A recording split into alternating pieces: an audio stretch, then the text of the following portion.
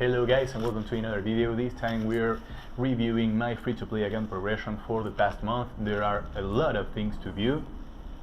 So guys, I will start by showing you my farming teams. As you know, I have not been uploading these past few weeks because I have been very busy at work and with my personal stuff. So right now, this week, I will do my normal schedule, which is one video on Sunday and one video on Wednesday. However, I cannot assure that that same thing will happen the following weeks because I will be very busy again. However, I will do my best and I will try to bring you content that you can enjoy and that you can use, because this channel is about the community and about helping you to progress in the game right along with me, because, well, you know, this is a free-to-play account and there are a lot of free-to-play players that can get ideas from this.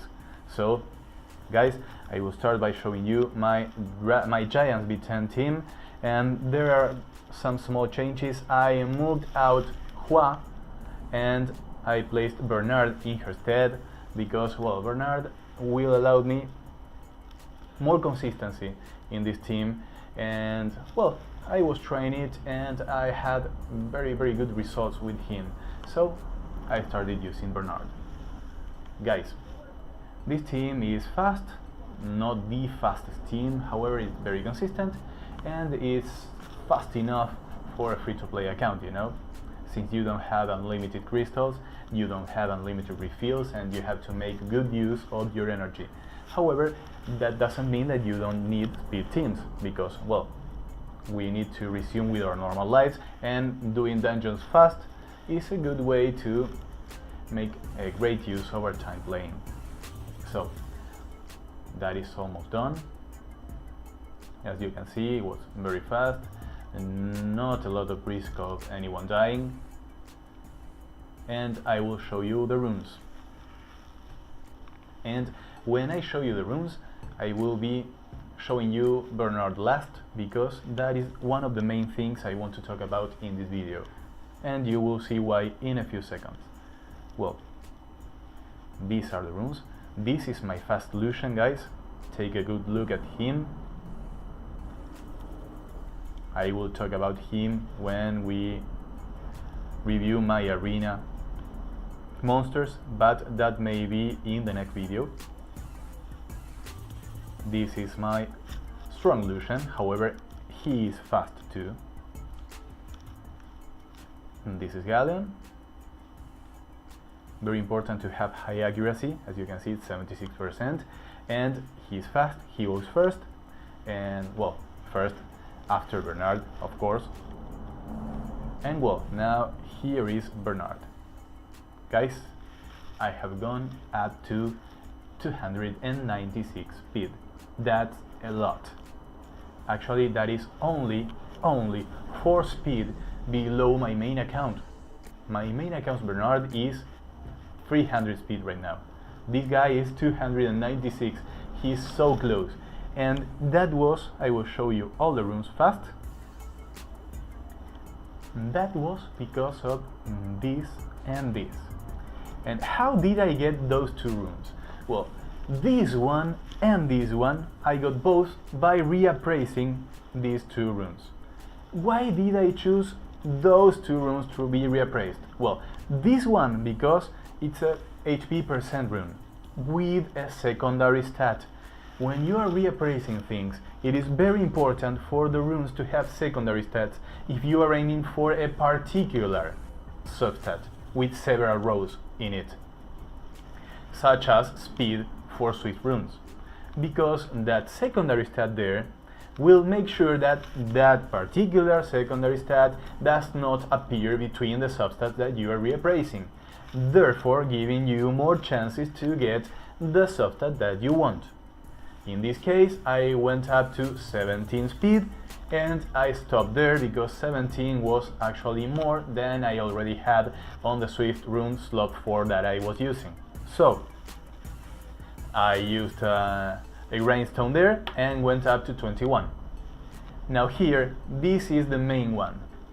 And this is something I want to talk about, because these two slots, slot 3 and slot 5, sorry, slot 3 and slot 1, these two, slot 3 and slot 1, are the two slots that are worth reappraising the most when you're looking for a particular stat on runes. Why is that? That is because slot 3 with a secondary stat like this one, by being slot 3, it will not allow attack percent and attack plus substats to be grinded there, to be reappraised there, because slot 3 cannot have attack percent or attack plus.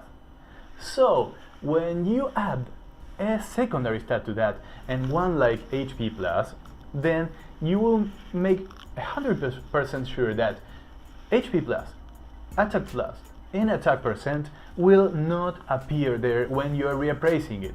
Therefore you have a lot more chances to obtain the substat that you want, which in this case was speed. So I was lucky enough to roll a 20 speed rune when I reappraised it. And well, as you can see, it was 3 on speed and 1 on crit rate. This rune is awesome, guys. It's amazing. I cannot ask for more. So I am very happy for this, and well, you know, it allowed me to go up to 296 speed. Therefore my arena offense is now much more reliable. I can put it against a lot more teams, because before I was about 285 or so, and even though that is a good speed, that is not something very fast, and when you're on Conqueror 1 and on high Conqueror 1, the defenses tend to have more than that speed, tend to have more than 290 speed. So it's very important to go up to 296. I have a lot of more defenses that I can attack. And well, the same can be said about this slot. I did not reappraise this because I highly recommend not reappraising any rune that is not 6-star legendary. So that's one thing. And the other, well, this rune went on to speed and it was a very good roll for a 5-star rune. So, but slot 1, just like slot 3 doesn't allow to get you attack plus and attack percent, slot 1 doesn't allow you to get defense plus and defense percent. So the same case as slot 3, if you get a secondary stat, in this case is HP percent, well, that secondary stat will never appear when you reappraise on the substat, thus allowing you to have more chances to get the substat that you want. Okay guys, this is very important when you decide to use your reappraisal stones, guys. As you can see, I don't have any more reappraisal stones. I spent them all. I have been saving them until this week. Since I started playing, since the reappraisal were released, I have been saving them and I hadn't used them.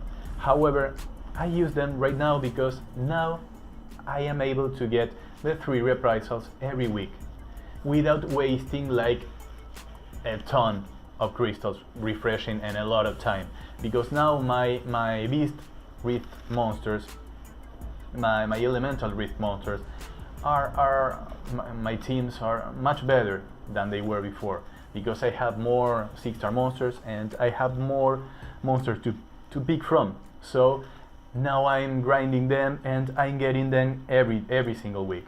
So as you can see, I already have my 90 wind, my 90 water and my 90 fire crystals ready to get my 3 reappraisal stones next week. So this is a very big step for me as a player, because these reappraisal stones mean a lot. Guys, they mean a lot. So even though I'm getting A+ here in some rift, and I am getting A most of the time in the wind one, I spend the energy, I spend the crystals, because the reappraisals are what will take you one step further. They will allow you to use those runes that are legendary but roll bad, you know, and get the runes that you need in order to progress in the game. That's very important, and that is the main thing that I have been doing, and the main thing in which I progressed this past month, sorry. I say this week because, well, this week is the first time I use them. Okay, now moving on. Sorry, I don't want to bore you with this, but this is the main thing of my progression this month. I moved on to creating a Dragons V10 semi-fast team that is very consistent though, and we will see a run here.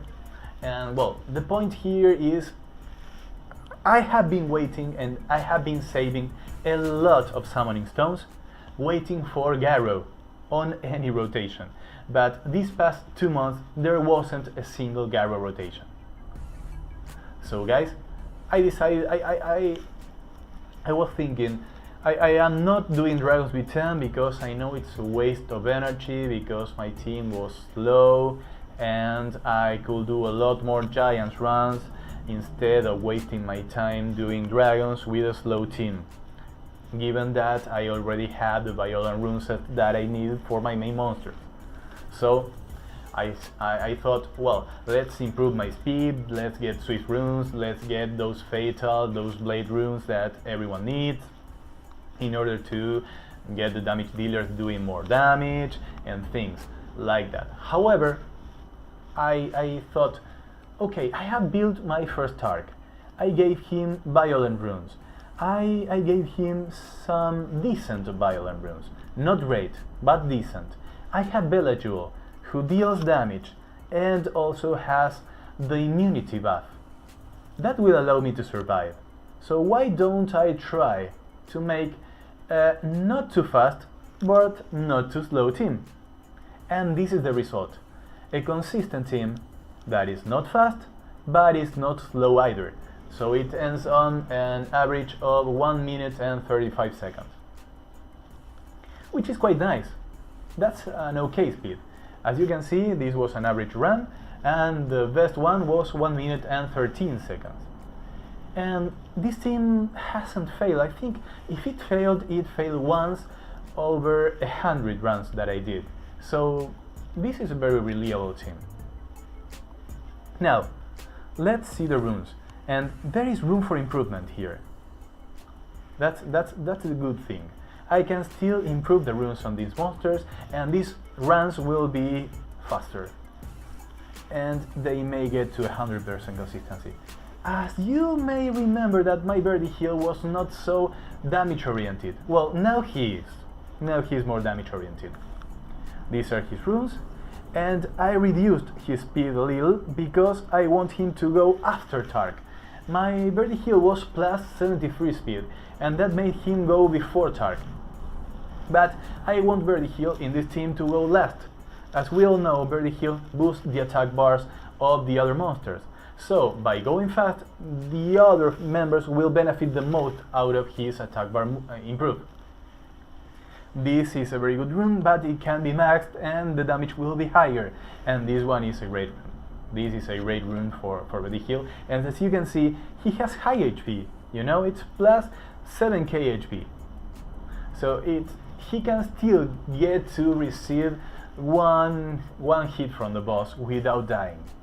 And since Bella Jewel will be cleansing and preventing the dot from landing, the dragon will not do as much damage.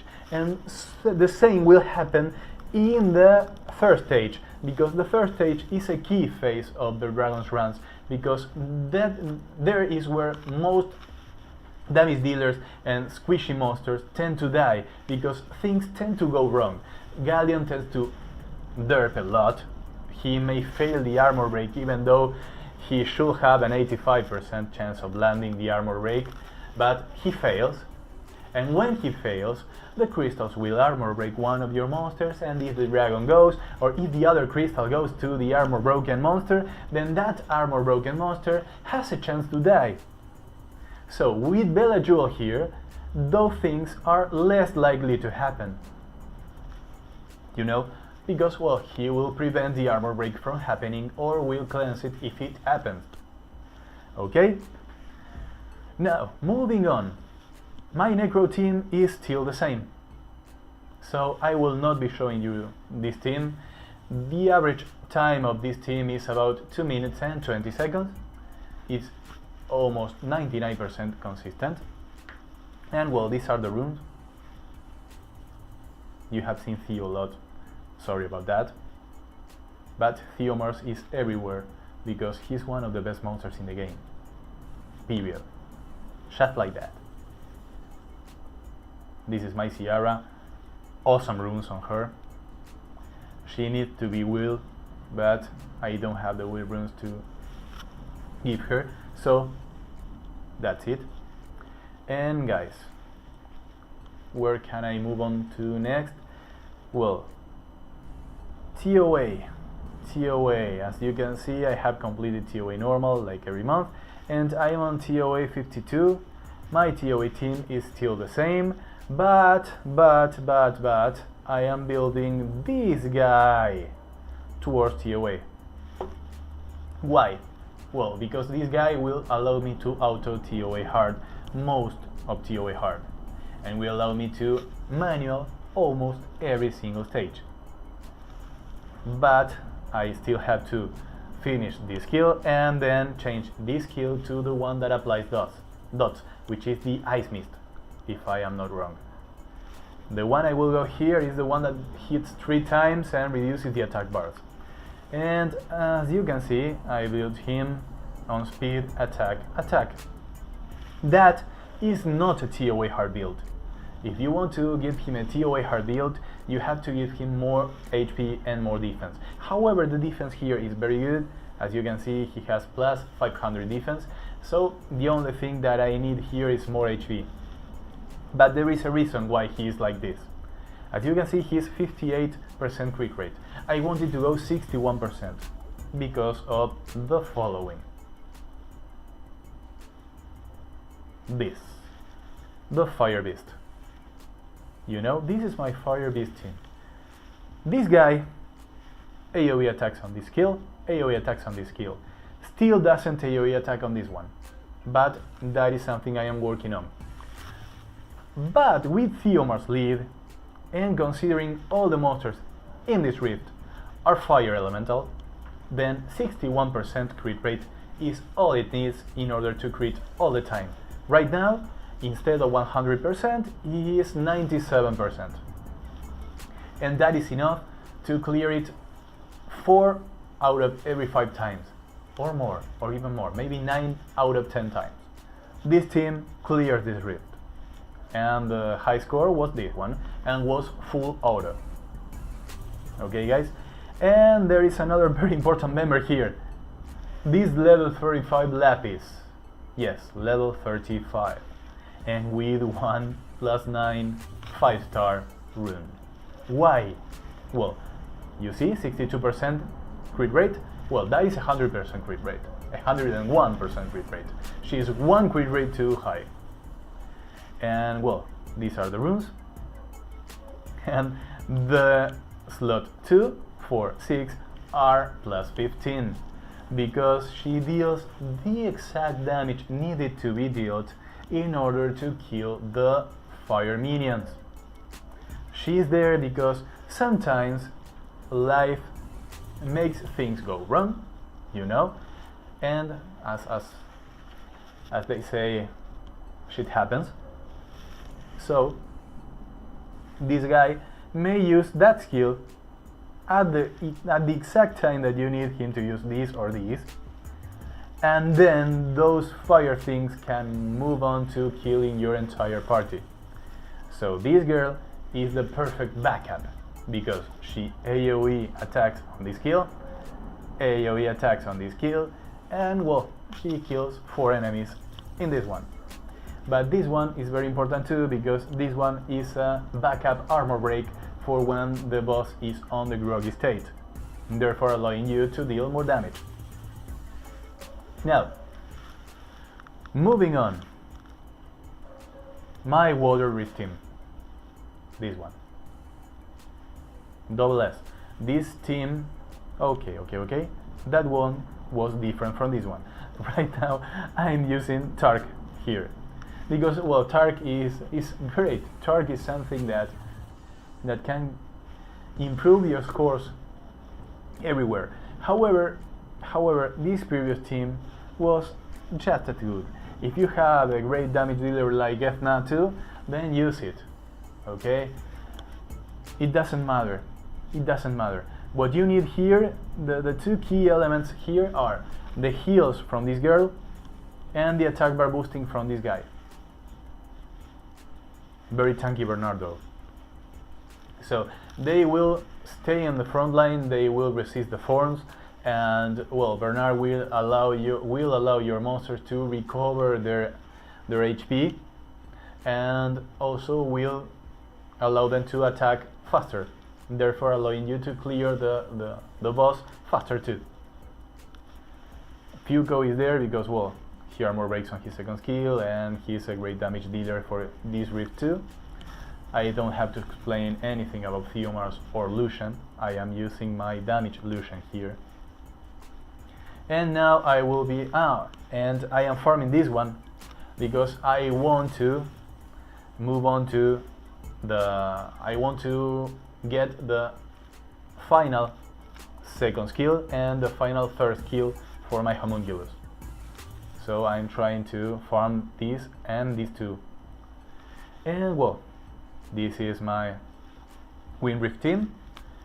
This team is the best I can do because I have to replace Colleen by Huahi, and that will be a huge step forward. And then I will replace Amarna. Yes, Amarna.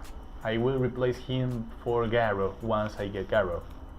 Okay, but right now I don't have those monsters, so this is the best I can do.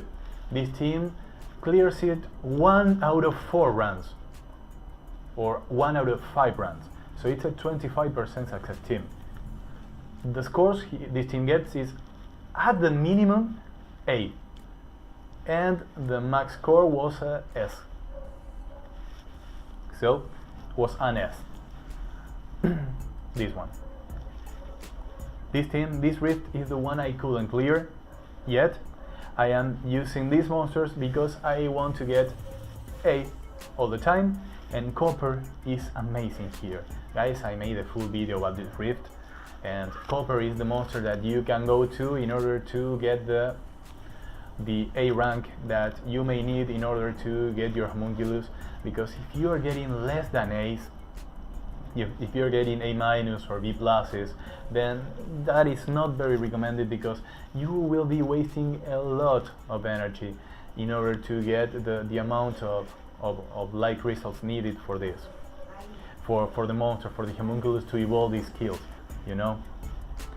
Okay, Diaz is there because, well, he mitigates the damage the boss does, and also by being dark he hits hard and he armor breaks with his second skill too. Well, the other members are self-explanatory. And this is my Dark Rift team. It's very similar to the one I use in my main account. And well, the point here is to kill the boss. This team kills the boss about 2 out of every 5 runs, which is very good in my opinion. And it's good enough, you know, it's good enough. The runes on these monsters are not great. Theomars has very good runes, I admit it. Theomars has very good runes. However, the other monsters don't. And Theomars is not prepared for this kind of dungeons, because he has a lot of crit rate, and by being the leader he has 24% more crit rate than it needs. So he could go with 61 crit rate here. But well, you know, he is meant for PvP, not for PvE, even though he's great at PvE. So imagine if you build him thinking about PvE only, with a lot more damage and a lot less crit rate. He will be amazing. Okay guys, those are my farming teams, and I will leave this right here on this video because we have already gone over 24 minutes. We are almost 25 minutes into the video, and I don't want to make this a 30-minute video that you will all yawn and get all sleepy watching, you know? I don't want to bore you. So next time we will be watching my final placement battles, my 3 last placement battles in Arena, in RTA, and you will be watching my Arena teams.